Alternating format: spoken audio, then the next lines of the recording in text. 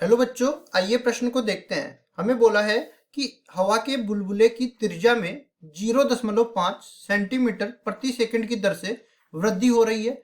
आगे हमें बोला है कि बुलबुले के आयतन में किस दर से किस दर से परिवर्तन होगा या किस दर से वो बढ़ेगा। अगर देखो त्रिज्या में वृद्धि होगी तो आयतन में भी वृद्धि होगी।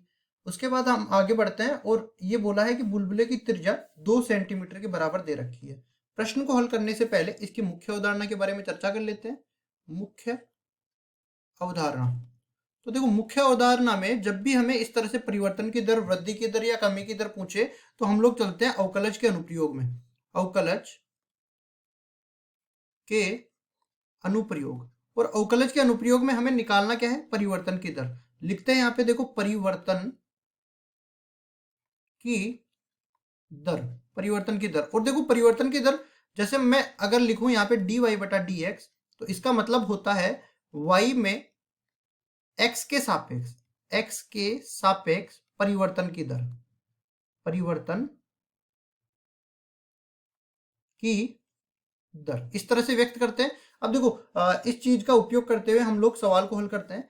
हमें बोला है हवा के बुलबुले में, तो हवा का बुलबुला एक गोलाकार होता है और गोलाकार में देखो, सबसे पहले तो गोले की हम लोग त्रिज्या मानते हैं। यहाँ पे गोले की त्रिज्या और फिर उसके आयतन में जाना है। त्रिज्या को हम r मान लेते हैं और r का मान यहाँ पे दे रखा है कितना? 2 सेंटीमीटर के बराबर।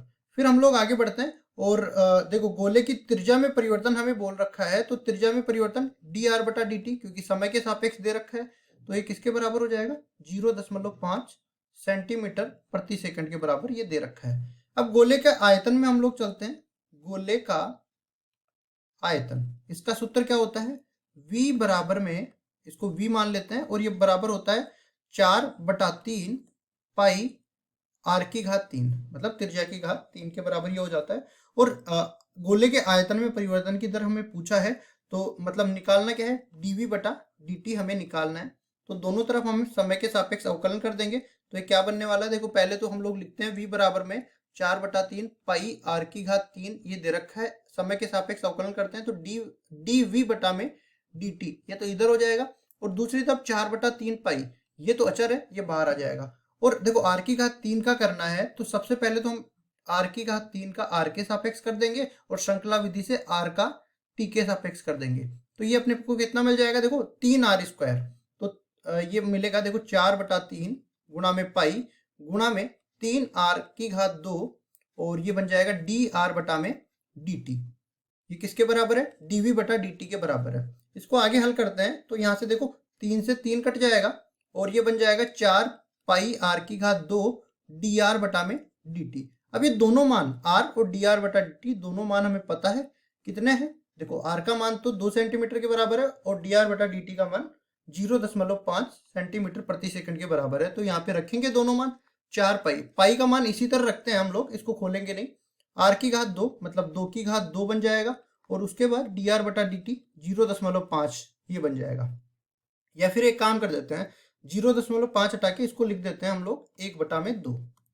ये आसान हो जाएगा कटने में। और यहाँ से देखो क्या बनने वाला है, ये भी 4, ये भी 4, कुल मिला के 16। 16 को 2 से काटेंगे तो 8 बार कट जाएगा, तो ये अपने को मिल जाएगा 8 पाई। और ये तो पूरा हट ही गया।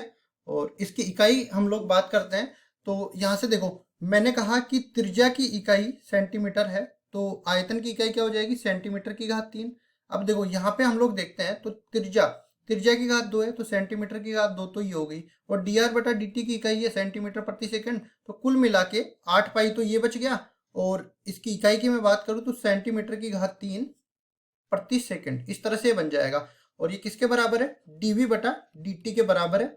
इसको ठीक से लिख देते हैं यहाँ पे, ये बराबर का चिन्ह यहाँ उठा के लाते हैं और ये बराबर हो जाएगा। मतलब हम लोग कहेंगे कि जो आयतन में वृद्धि हो रही है समय के सापेक्ष, वो बराबर आ गई 8 पाई घन सेंटीमीटर प्रति सेकंड, और यही हमें निकालना था, तो यही उत्तर हो जाएगा।